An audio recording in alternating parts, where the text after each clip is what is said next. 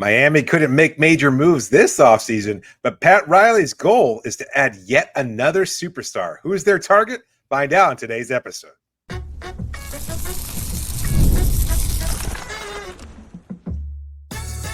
You are Locked On Heat, your daily Miami Heat podcast, part of the Locked On Podcast Network, your team every day.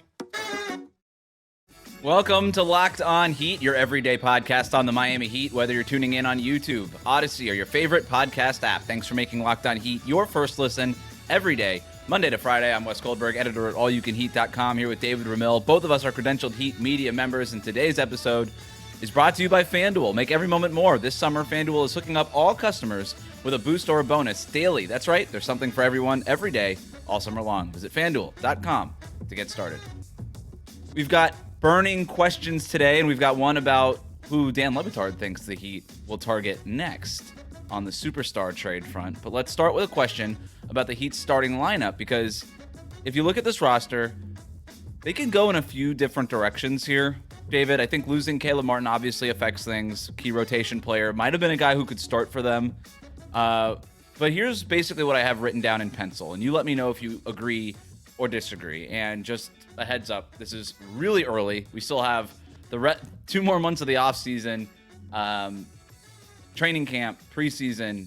There's injuries that could happen, may not happen, whatever. Nikola Jovic, is he going to be ready for opening day? I'm assuming everybody's healthy, except for basically Josh Richardson, and he's not. Or maybe even Josh. I'm just going to assume everybody's healthy. This is what I have written down in pencil, and this might surprise you. All right. I've got Tyler Hero, Haywood Highsmith, Jimmy Butler, Nikola Jovic, and Bam Adebayo. That's what I have written in pencil as their starting 5. And I have that because it's the easiest way to play their best 9 or 10 players. So you could easily swap out Hero for Terry Rozier. Basically, you start one, you bring the other one off the bench. I don't really think I care about debating which one starts or comes off the bench, but I think you just play with one of them. I'm not sure the Heat are sold on that backcourt. It might be better off just bringing one off the bench and starting the other one. I'm putting in Hero for now because the Heat just have so much more invested in him, and I know everybody wants Tyler Hero to come off the bench. Okay, you're not in charge of this. The Heat are, and they have been starting Tyler Hero basically every chance they've gotten. So I've still got him in the starting lineup.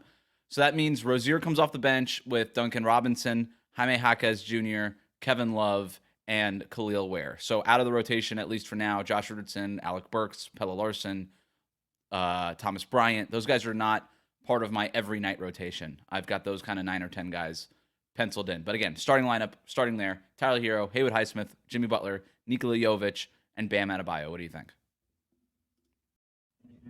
It's a good balance. I understand why the inclusion of Haywood makes a lot of sense because he provides some defensive intensity there. The positioning is a little bit off, and you'd need to get a little bit more offensively from Highsmith, I think. But really, his role would be in this starting lineup just to basically provide another elite level perimeter defender, another guy that can switch and pick up basically 1 through 5. So I that might be overstating things a little bit in terms of his ability to guard larger players, but he can at least handle that matchup, however, momentarily. It won't be the same the same thing of being left out on an island that we've seen from Tyler and or Terry Rozier in the past. Smaller guards having to pick up a center, they can't really handle that matchup. Highsmith might be a little at a disadvantage in those situations, but you know what? The occasional possession won't really be enough of a concern given what he does provide positively as a perimeter defender. So I do like the lineup. I just, it's hard for me to kind of wrap my mind around the idea of Highsmith as a starting quality player because, you know, he's been coming off the bench. Yes, he has started occasional games, mostly when what we view as more talented players haven't been available due to injury.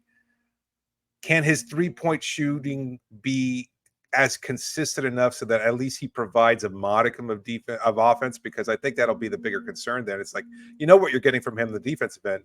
And maybe it's just, you know, maybe it won't matter as much. Maybe he doesn't have to put up any kind of consistent offense, given what you have already out there with Nico, with Tyler, with Jimmy. We're assuming an engaged version of Jimmy Butler. And, of course, Bam, who may or may not be spacing the floor as a full-time starter. So he might just be basically pigeonholed into the, you know what, you're basically out there just for defense. If the ball finds you at some point as an expiring shot clock while you're in the corner, a la PJ Tucker, well, so be it. Then take it and let it fly. I don't know. It's a good balance. It's a good balance. Let's stick on Highsmith there, because that's sort of the surprising guy in that penciled-in starting lineup, right? I don't think anybody would be surprised about the other four, but with Highsmith, a couple things. I'm with you.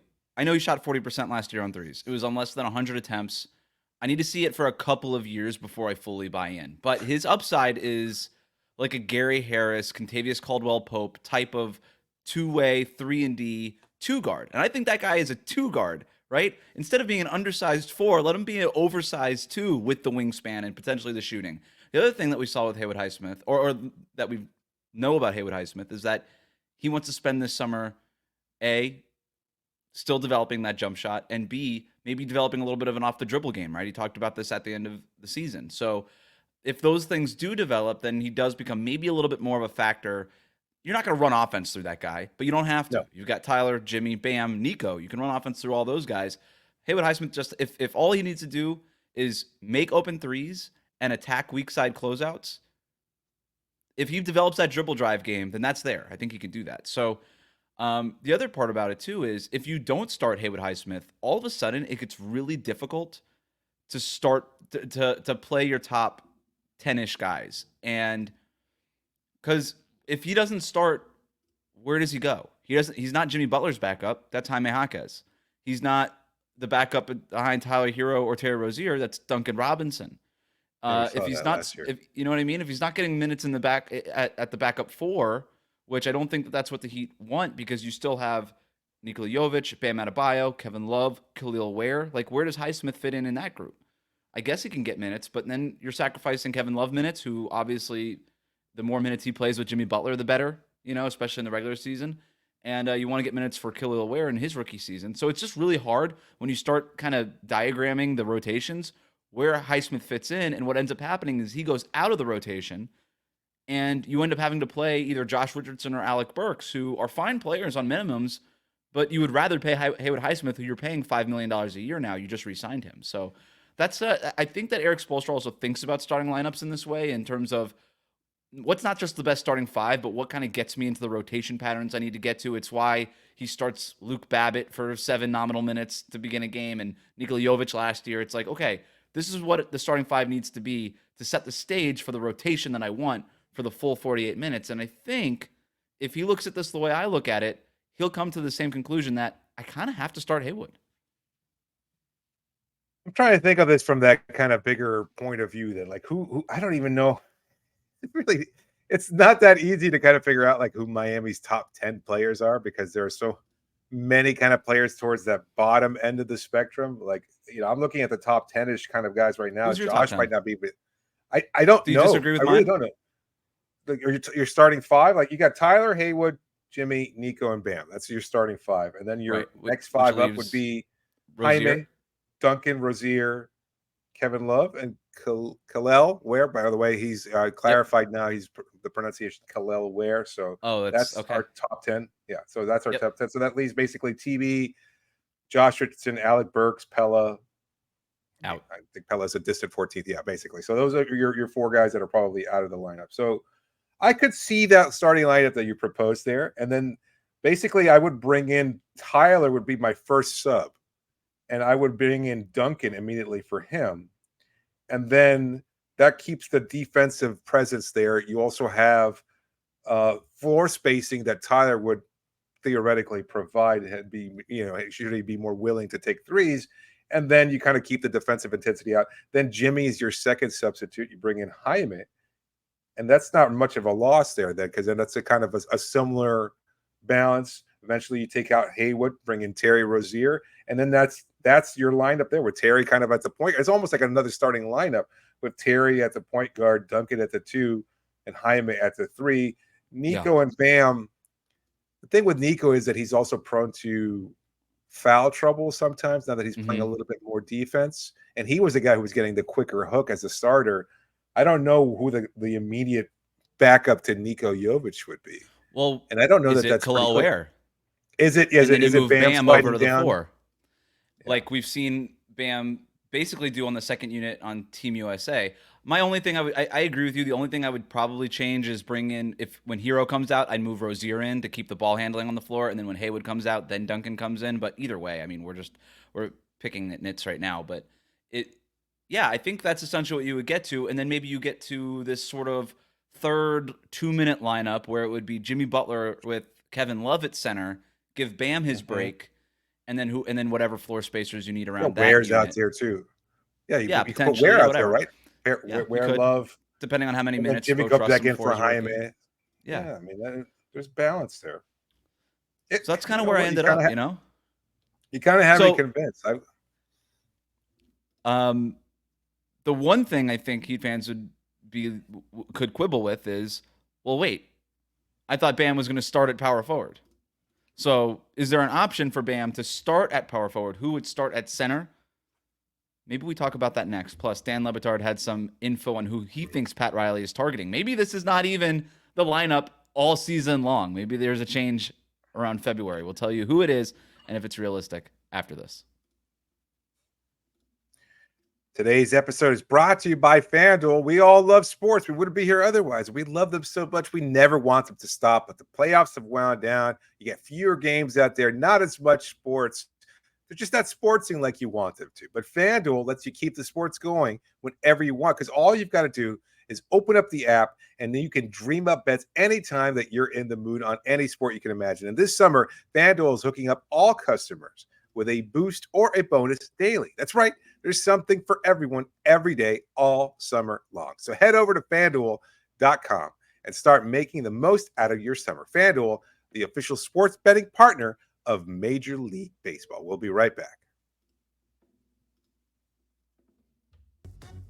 Thanks for making Locked On Heat your first listen every day. Miami Heat talk every day, 5 days a week. If you're new to us on YouTube, hit that subscribe button. You can also follow us on your favorite podcast app. 5-star ratings and reviews are greatly appreciated over there. All right, before we get into this Kevin Durant stuff. Oh, letting the cat out of the bag there. Hey, that's part of the tease too. What Kevin Durant stuff? What are you talking about, Wes? Before we get to that, the idea of starting Bam just outright. We could diagram that one too and just sort of lob it up and see if it makes any sense here. You would basically have, I think you would stick with Tyler Hero and maybe also Terry Rozier in the starting lineup to just create more ball handling, more spacing. So you'd have Rozier, Hero, or you know what? You can go Duncan. Maybe it's Rozier and Duncan, and you bring Hero off the bench, or it's Hero and Duncan, and Rozier comes off the bench. So let's go with one of those. Jimmy Butler, obviously. Bam at the 4, and then Ware, I would imagine, at the 5, because the Heat have already tried the Kevin Love and Bam Adebayo front court, and every time they've tried it a couple times over the last 2 years, and every time they try it, they end up aborting mission after a couple of games because it's just not viable defensively. But you could have Ware out there with Bam, and again, Jimmy Butler, and then as much floor spacing as you can get. So I would put probably Tyler Hero and Duncan Robinson because those are just Miami's 2 best three-point shooters. Don't overthink it. Put them out there with the other big guys. How would you rate Tyler and Duncan on a scale of 1 to 10 defensively? Because I think there's this idea that they're both like absolute trash on defense, and I don't think either of them have been that for a while. And maybe I'll catch some heat for it, but I mean, I think that they're not. I think that they're barely below average to average level defenders, and I think Duncan in particular is good defensively as a help defender. He's very good about knowing his timing. He keeps his hand out of the cookie jar now more than he did earlier in his career. Tyler has become very good at anticipating passes and being able to force turnovers that way. Individually, like on an island, he's probably not going to be able to stop many players defensively, although I think he made strides that way last year. But when we're talking about the possibility of starting Tyler and Duncan, like I think most people right away say, oh, you're going to have the 2 crappiest defenders in the world out there. And they're certainly problematic. They're not your best, and they're going to get targeted. They're going to get picked on. There are guys in the league who are going to see that and be like, oh, that's right. It's green light. I'm going to go at Tyler. I'm going to go at Duncan, regardless of how much they have improved. And I think it's pretty clear that they have improved. But where would you rate them? Maybe that's the better overall point. Well, what? 10 is Bam, and 1 is Trae Young. Is that kind of what we're talking about here? I think that's fair. Yeah.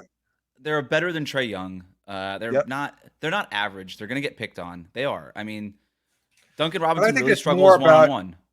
yeah. I think You that's know, he more fouls about too much, hands in the cookie jar. Tyler Hero, he's just too small. Jaylen Brown, Jason Tatum, like they went after him time and time again in that first round of the playoffs, and that was basically Boston's offense en route to a gentleman's sweep. I agree with you. I think they've both improved. I think Tyler Hero's gotten a lot better in jumping passing lanes. I think Duncan Robinson's team defense, his understanding of where he needs to be in Miami's zone when he is playing zone, I think is really good. Like, cool. All that stuff's cool.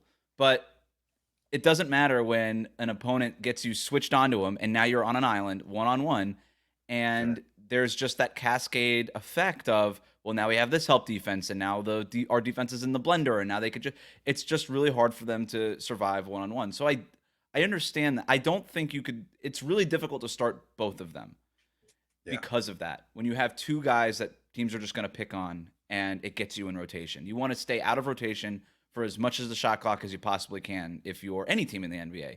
And I think that was Miami's big problem last year. And it was part of their point of attack problem, and it had problems for the rest of the roster. The thing is, if you're starting this lineup, though, if you're going to start your two, because look, at the end of the day, it's either Terry, Tyler, or Duncan, right? Those are your three real guards. And that's sort of why in the original starting lineup I have Haywood, right, going in there, because it kind of helps with that.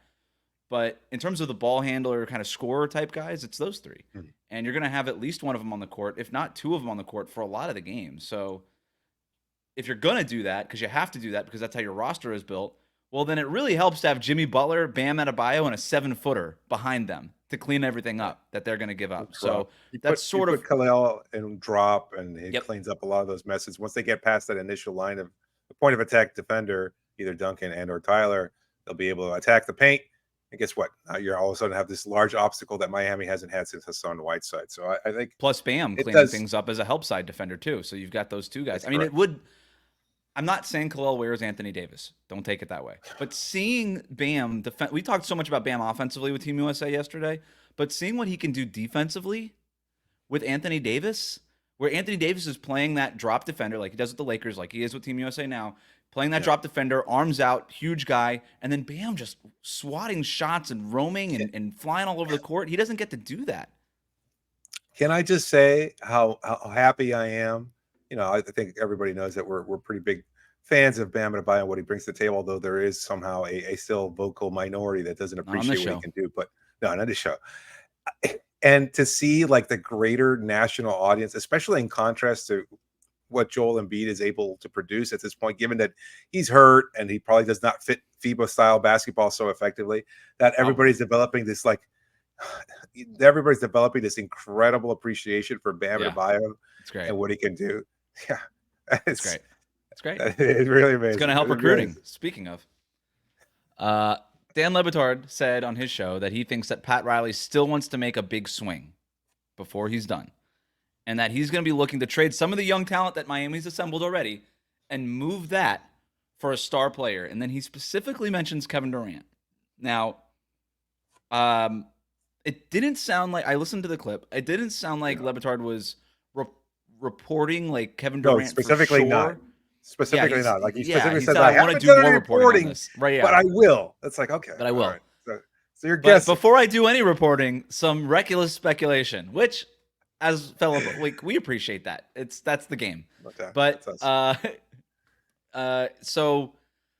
but look, it makes sense. I mean, I don't know why he would get led to Kevin Durant, right? If Phoenix doesn't have the season that they want and they're so bloated in terms of their payroll and they're expensive, they can't trade Bradley Beal because of the no trade clause.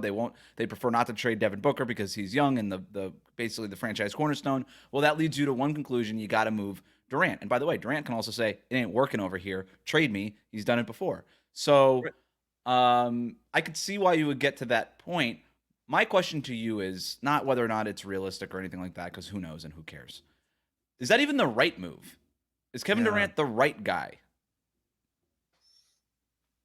I think the way he was framing, and it's important to consider, is that basically Pat Riley, again, this is an assumption on Dan's part, is that he's looking around at some contemporaries, including Jerry West, Bill Walton, et cetera, and their mortality. And he's understanding that at 80 years old, he's facing mortality, not just as a front office member, but as a human being on this spherical orb we call the Earth. So he's looking at this and he's saying, you know what, I cannot retire until I bring in a superstar.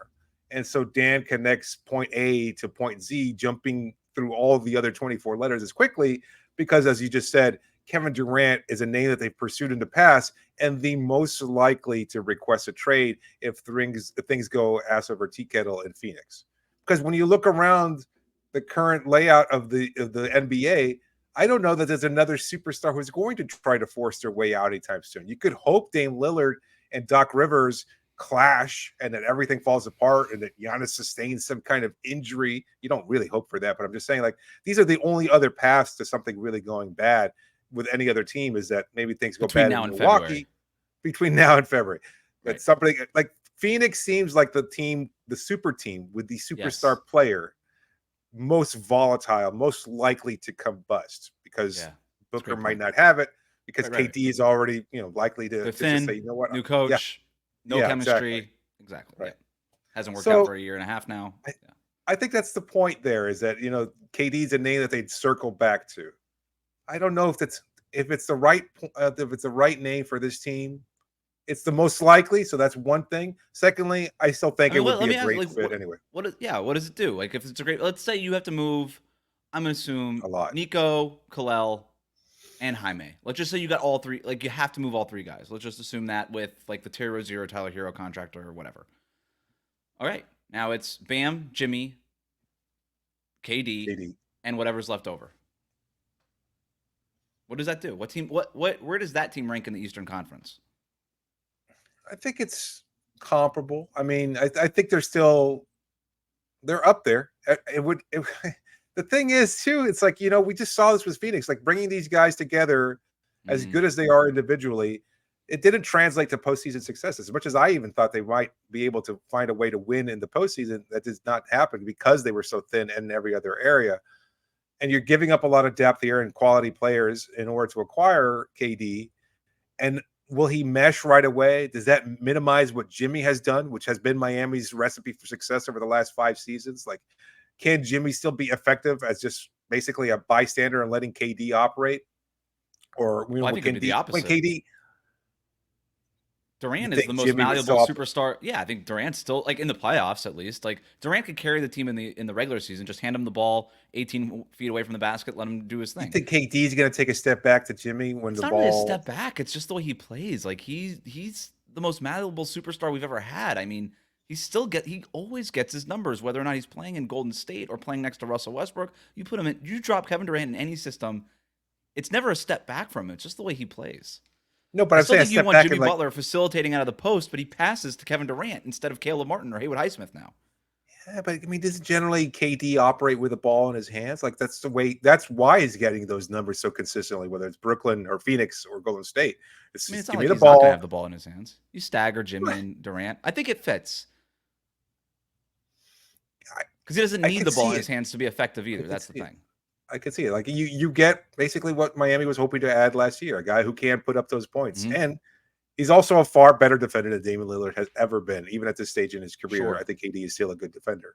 Good defensive. So you just need to find, you just need to find enough depth with whoever you have left on this roster. Well, KD's under contract for how much longer, too? I mean, is it like, I think is it basically a short? Okay, yeah. So but I don't know, man. I don't know. That's the thing. It's like, you're not worried about Kevin Durant.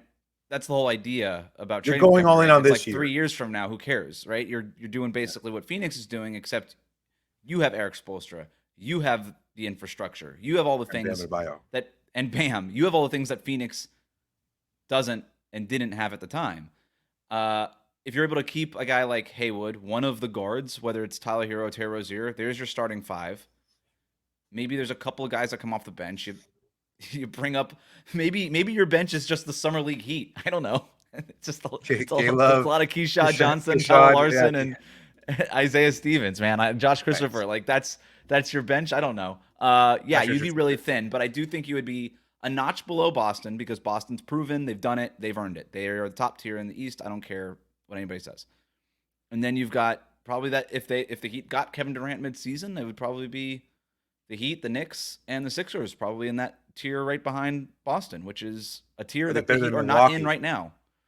Are they Oh better yeah, than I guess Milwaukee? Are they better than Milwaukee's Cleveland? kind of gotten that third tier. Like I'm kind of like more wait and see, but could easily with like a good month or two end up in that next tier. To your point, so it does make a little bit of sense. But look, I'm looking at the whole landscape in the NBA. I'm going to do a little bit of my own speculation here.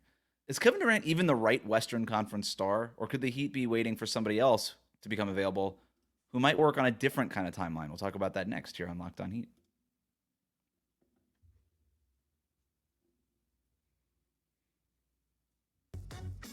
Thanks for making Locked On Heat your first listen every day. Make sure you're subscribed on YouTube. Let us know in the comments section what you think about trading for Kevin Durant, if it's even realistic, whatever. Your thoughts. Put them in the comments section. Also, follow us on your favorite podcast app. It's still a great way to get the show on your podcast app. All right. We talked about Kevin Durant. Here's what I'm looking at. I'm doing my own speculation. I'm looking at the landscape across the NBA. Paul George moved. Donovan Mitchell re-signed with Cleveland. Kyrie Irving is in Dallas for now. James Harden re-signed with the Clippers. Kawhi Leonard signed his extension. Blah, blah, blah, blah, blah. You know what I'm talking about here. Who's next, right? It's just only a matter of time in the NBA. Somebody is next. And the Heat, whether it's Kevin Durant or the players I'm about to talk about here, right now, one thing that we do know is that they are waiting, right? They are waiting to see who shakes loose. I do believe that the Heat have tried to do things. They tried to go get DeMar DeRozan. They called about Larry Markkinen. They had an offer on the table for Mikal Bridges, although it was nowhere close to what they ended up getting from the Knicks for Mikal Bridges. They have been trying to do stuff. It just hasn't worked. Just because it hasn't worked doesn't mean it won't ever work. I mean, they're still going to make the phone calls. They're still going to kick the tires. They're still going to do these things. The other interesting thing here, too, is, and before I get to the names, again, by the trade deadline, I think this team will be pretty active depending on how the first couple of months of the season goes. And the reason is they only have one first-round pick that they can trade right now because their 2025 pick for next summer is owed to Charlotte, and it's protected, or it's Oklahoma City, and it's protected, and the 2027 one is owed to Charlotte, and that one's protected. The key one is the 2025 pick. It's top 14 protected. And because it's protected, and if it doesn't convey next summer, it gets bumped into the following summer. So basically it's locking up 2 first-round picks there that the Heat can't move. If they were to unprotect that pick, all of a sudden they get more, they get the ability to trade 3 first-round picks instead of 1. So I think the reason the Heat have not done that right now is because, well, we could suck, right? Jimmy Butler can roll an ankle in November and we're screwed. And we lose this top 14 pick to Oklahoma City in this loaded draft that everybody loves. So that's too risky for us. We're not going to do it. But what if this team come end of January, early February is 10 games over 500, 7 games over 500, and they're looking good, and Jimmy Butler's engaged, and you're getting all this stuff that you wanted, and Ware and Bam is working in the front, whatever. All this stuff is working, and they're clicking in a way they didn't click last year. Well, now you could say, well, let's unprotect the pick, whatever. We're going to be in the playoffs. We're going to, and then, we're going to lose it anyway. So might as well unprotect it and unlock all these things and maybe make a move that gets us better in January or February. So I think the Heat are going to be more of a player in the middle of the year than they are right now. Potentially, if things go right the first 2 or 3 months of the season. So I say that to say this. If they have 3 first-round picks available now and they're more of a player on the trade market, who's next? And you look at what's going on in Denver right now. Jamal Murray, in the final year of his contract, has not signed an extension right now. Right now, will be a free agent next summer. If things go south in Denver, they've lost some depth. I know they're adding Russell Westbrook, whatever. But I don't know. If things aren't working between Jamal Murray and ownership that has proven 2 summers in a row now to be pretty cheap, I don't know. What if they start shopping Jamal Murray around and saying, like, what can we get for this guy? If we trade Jamal Murray, is that a way for us to maybe reload a little bit? Miami can come calling with Tyler Hero, who would be incredible playing off of Nikola Jokic, by the way, or Terry Rozier, whichever one. And the young guys, the depth pieces, and the first-round picks and all of that stuff. But I'm looking at Jamal Murray, and I'm calling it the way that, like, if you look at Paul George's situation last summer and going into it, like, no new deal, what's going on, expensive team, all these things, it kind of lays out very similarly to the situation with Denver and Jamal Murray. Again, total speculation here. But what do you think about Jamal Murray in Miami? I don't like the fit. I think he's a wow. good player, a really good player. I just also think that when you're looking at the amount of money that's owed to him, I think you're getting into the similar conversation as you would, Jimmy Butler. Something that we've talked about a lot is that can Miami afford to pay him what he probably wants in the market as a max level player? And I don't know that Miami wants to make that kind of financial commitment to a player as good as he is, a player like Jamal Murray. So I don't know. I'm having a hard time kind of understanding. But even before that, I kind of tend to disagree with the idea that they're going to be active at all. I just don't see the path to that, because either they're really good, and then the idea is, well, if we're really good, why the heck would we break it up?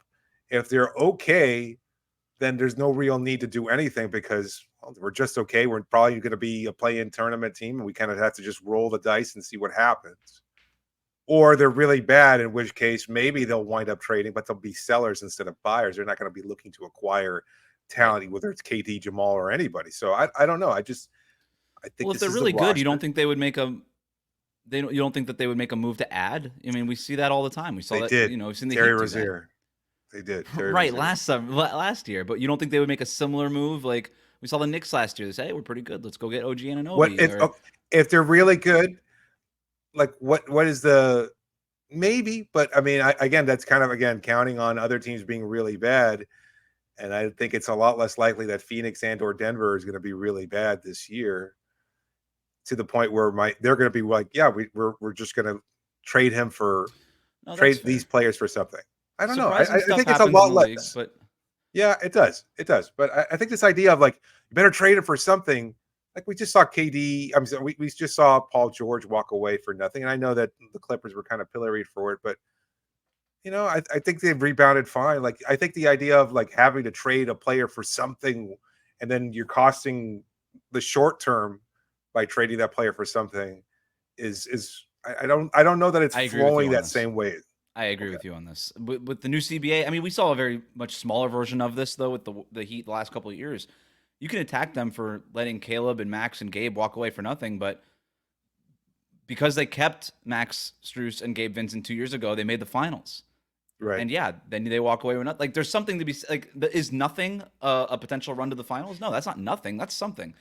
They walked away after that, and that wouldn't have happened had you traded them in February. So and then with the Paul George thing, even the Clippers are saying like, hey, look, we didn't want to be that expensive anymore. We want some more financial flexibility. We want to be able to do stuff under the second apron, and there's value to that. That's not nothing. That's not letting your player walk away for nothing. That's let your player walk away for financial flexibility to do more things later. The Warriors just did it with Klay Thompson. I mean, it's been happening around the league. So I'm with you on all of this. And when I say I think the Heat are going to be active, I don't mean that the Heat are going to make a trade. I just mean that the Heat are going to be making phone calls. You know what I mean? Sure. And I think they'll be making phone calls between now and February, because that's their job. That's what the front office does. But to your point, like, who knows? But that's sort of the whole idea of this segment is there's a pathway to Jamal Murray possibly being that guy. What's the percentage chance? Is it 10%? Okay. But, that's chance, right? That's the path, right? Like, that's what we're talking about. Like, surprising stuff happens in this league all the time. Two more names for you. The other one is Devin Booker. Not because the Suns want to move him, but because Devin Booker's been there forever. He's gone through a bajillion coaches. He looks around Phoenix and says, you know what? I'm not feeling it. You know who I just played with on Team USA who seems to like his place pretty good? Bam Adebayo. So that's a name that's out there. The other one I would say is De'Aaron Fox. Bam's teammate at Kentucky. Could do something similar in Sacramento. It's like, hey, I love what I got with Domantas Sabonis. The DeMar DeRozan thing was cool. Mike Brown's a great coach. I love Sacramento. It's my NBA home, all these things. But I'm ready. But I think we've plateaued, and I'm ready to win at a higher level. And I think I can do it out east with my former teammate, possibly in Miami. I don't know. He's also a guy like Jamal Murray, who this is not the last year of his contract. Next year is the last year of his contract, but hasn't signed an extension yet, and has basically said, or through sources, basically, I'm not going to sign an extension right now. I'm going to wait and see a little bit here. What if DeRozan, like Rudy Gay before him, at least spiritually, like if he's a guy who just like lowers value everywhere he goes, right? Like, I know there was a good season in Chicago, so you could basically be just good enough. But like, what if DeRozan goes there and winds up hijacking the offense in the fourth quarter?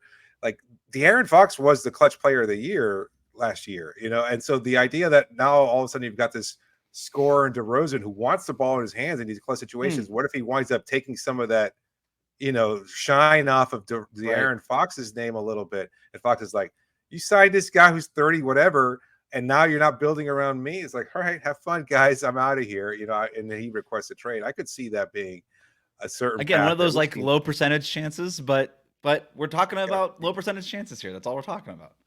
Yeah, you got to hope for it. Yeah. I don't know. I like Terry Any other Rozier, low you are percentage Sacramento names? King. uh, Off the top of my head, I can't see anything because again, you've seen like the teams that are at the top now. Those might be the most volatile because they made these swings for the fences, but they still improved. Like, and Los Angeles is another name, but they don't like the Lakers. I mean, but no, neither AD nor LeBron are going to be requesting a trade, and any of their other role players, I don't think raises Miami's ceiling enough. One thing about LeBron, weird thing happened with his contract. Took $3 million less. Yes. Negotiated a no trade clause into it, but has like a 15 or 20% trade kicker. It's been reported.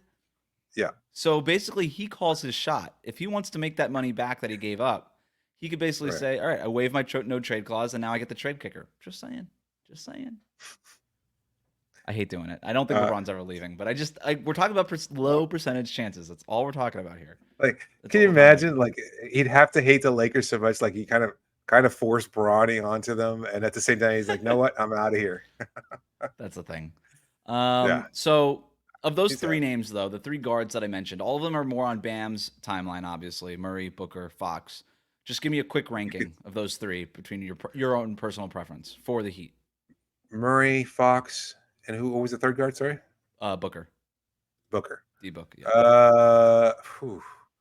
I'd say Fox first. I'd put Booker second and Murray third. I'm fine with that. I think a lot of people would probably have Booker first, but let's not forget De'Aaron Fox has been like borderline All NBA the last 2 years, better with the ball in his hands. Even though Devin Booker has gotten a lot better with the ball in his hands. Yes, I might still go Devin Booker over De'Aaron Fox because I think his shot making is at a different level. I think I'll go Booker, Fox, then Jamal Murray, but I won't if you want Fox over Booker, I got no problem with that either. So, all right. My last question for you, surprise question. It's Summer League is over. Free agency basically dying down here. We're going to have more free time now. You've probably already been feeling this a little bit. What is David Ramil telling his David heads? What advice do you have for them? What recommendations do you have? What are you doing with your free time? And do you have any recommendations for the David heads out there? Oh God, no! You cannot spring this on me. I have zero.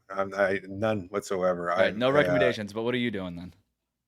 Me, actually, what am I doing? Well, I'm looking forward to taking a trip to go see Fish in a couple of weeks. That's about it. That is the thing I'm looking forward to the most. Okay. Other than that, spending the time I can with my son before he starts school again in about a month.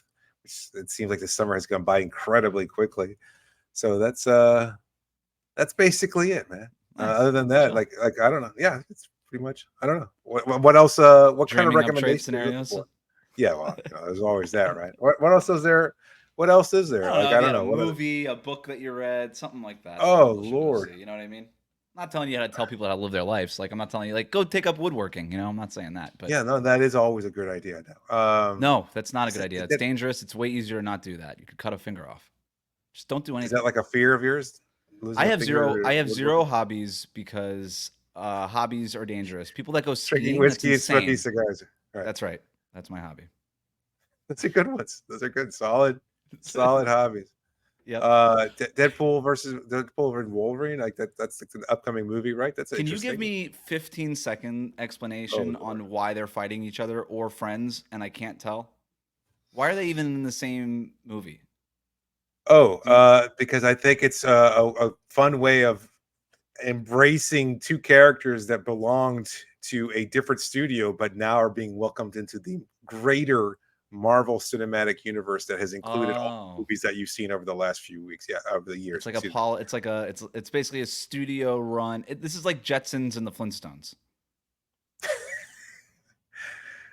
I guess, but also like if the MCU was like every character that has ever appeared in a Hanna-Barbera cartoon, like Scooby-Doo and I don't know, Yogi Bear, everybody, like any cartoon that you've ever seen in a Hanna-Barbera cartoon.